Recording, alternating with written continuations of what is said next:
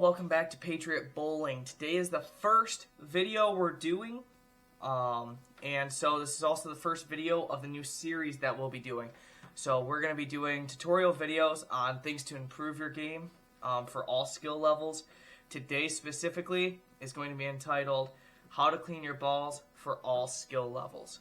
So this ball I really haven't touched in a while, so we're just going to jump right into it. I'm going to tell you what I'm going to do. So I'm going to take my bowling ball cleaner, I'm going to spritz it all the way around. Now this stuff requires to be sitting for a few seconds. So as we're talking about it, I'm going to run over a few things that might interest you as you're learning to become a better bowler. The first thing, even if you're just a beginner, is a good quality bowling chamois. Why have to worry about later on having to buy a good quality one when you can start off with one that will last for a while? And that's exactly what I did. I went with DH Labs Disc Chamois. Now they have a different chamois that's a square, and it's like the same material on this, and that worked great, no issues. This disc chamois, wow, that's a hard word to say. This disc chamois is really great, no issues. I don't have any regrets buying these. I've probably had 3 or 4 of these and I've given them out. So these are really good chamois. So now that I said that, we have the ball that's been soaking for a little bit. We're just going to do small little circles to wipe up that excess. Ball cleaner also helps wipe away a lot of the oil. So now that we have it nice, clear, not really not wet at all, it's a little bit tackier, which is great, which is what we want. Now we're going to go into the next step. So one of the importance of cleaning a ball is that, one, it'll help the lifespan of your ball.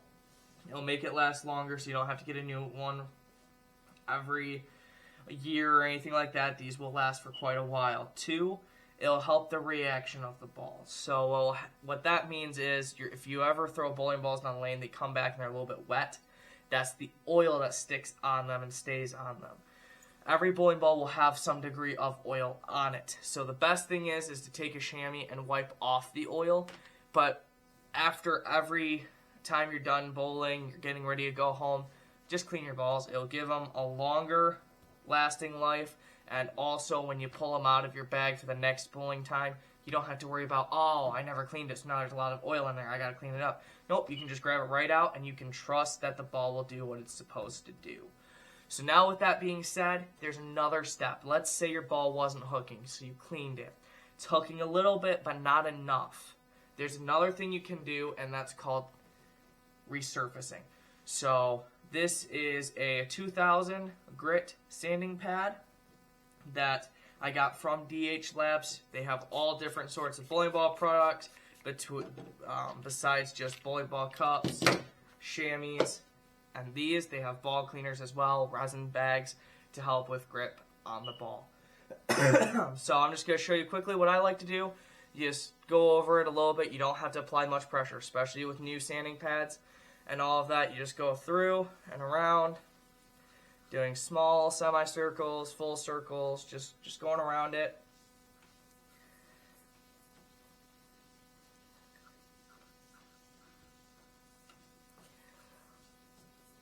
Doesn't require much pressure, like I said. You're just going over it. You're just adding a little bit of surface onto it. That way when it reads friction, it'll actually come through and hook more. Because the point of the ball, this cover stock, is to help it roll out. So if you have a reactive cover stock, it's meant to hook. Now you have plastic and you have urethane and then you have micropolymer, which will be the next segment to these videos. However, you want to keep the ball doing what it's supposed to do. Now after I sanded it, what I like to do is put more ball cleaner on there, just to get that excess dirt and stuff off the ball that you just sanded up. And now that that's sitting there, you don't have to wait a whole lot of time, just a little bit. So it's very important to keep your balls clean, and that's because, like I said, you don't want to have your hands slide off the ball because there was too much oil, because now it just went into the gutter, or you didn't hit where you wanted and you left a split, or you didn't even hit a pin, all sorts of different scenarios with that. It's important to maintain your ball because reactive cover stocks do absorb oil. So it's always important to just make sure you get all of that excess oil off, and it helps increase the lifespan of the ball. Now that we did it, we did the top part. Now I'm going to flip it over. Now we're going to do the bottom part. So same thing. Spritz on the bowling ball cleaner. You can run it under a sink. I just like to use bowling ball cleaner. I don't know why. That's just what I do. So as long as your pad is wet, it's nice to use and good to use. So we're just going to do small circles.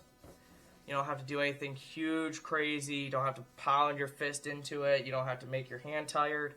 Just simply go over it. Sometimes I'll roll it like this just to make sure I'm getting a nice, even surface on it. Now there are things that they have made called ball spinners where I'll actually spin it for you, which are really cool and handy, but they're expensive, so you don't have to feel like, oh, I can't resurface it because I don't have one of those.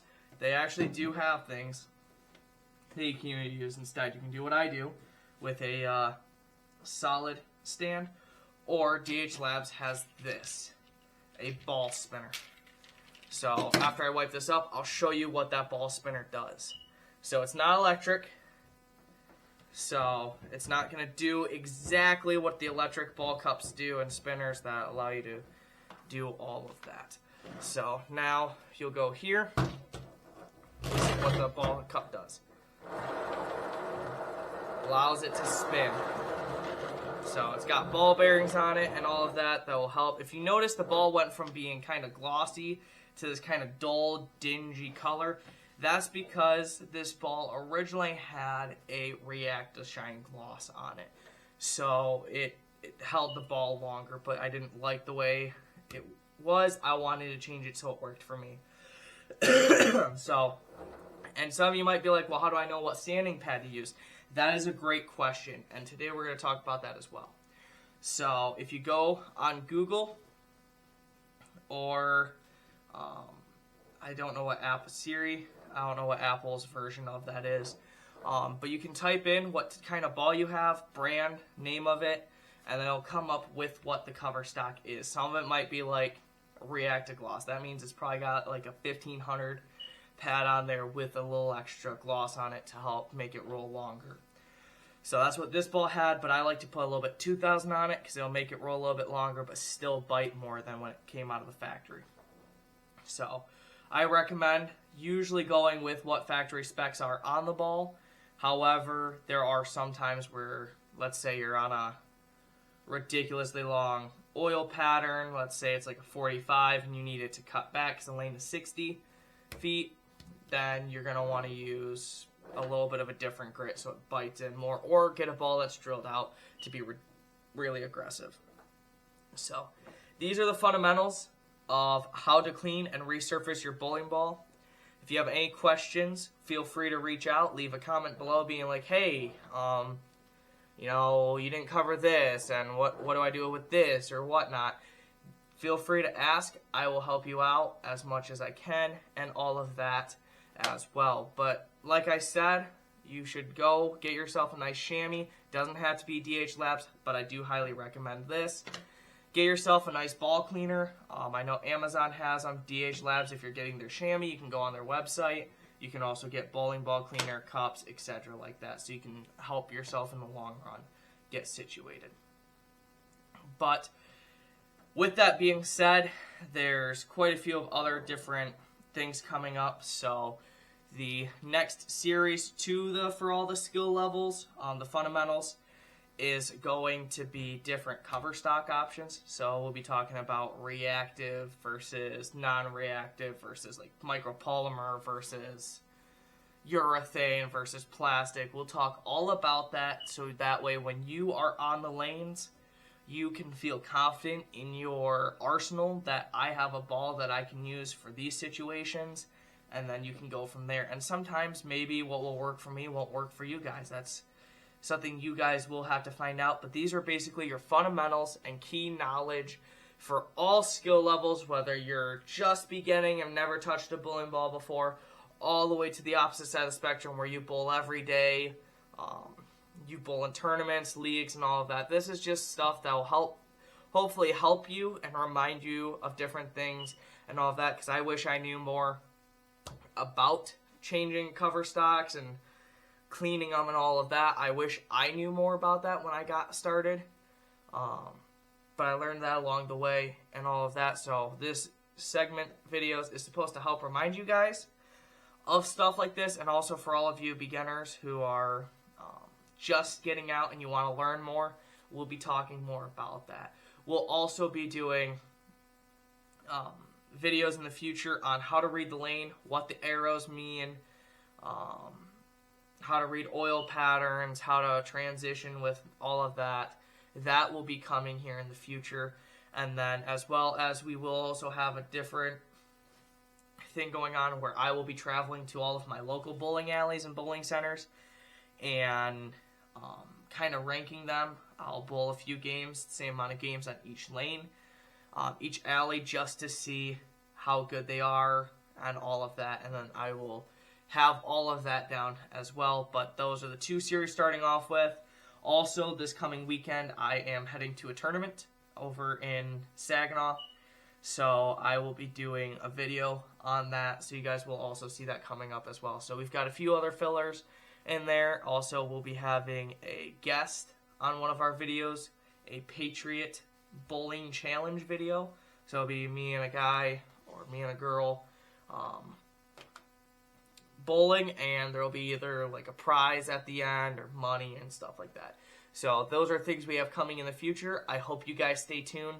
As always, please like and subscribe these videos. Helps me out knowing that I am helping you guys becoming better bowlers. That's our whole entire intention for Patriot Bowling, is to have fun, encourage others to get into it, as well as being instructional and teaching you proper things.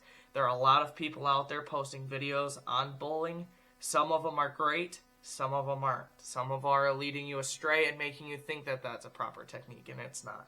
So my goal is to be as clear as I can be, to be as short and to the point, to help you guys out understand it, not using big words or anything like that, but just to help you guys understand bowling a little bit more. So we have videos coming up as well that will be talking about hand placement with the ball, how to properly throw the ball, angles, and all of that. So that will be coming here in the near future. So please stay tuned, and I hope to see you guys next time. Thank you so much.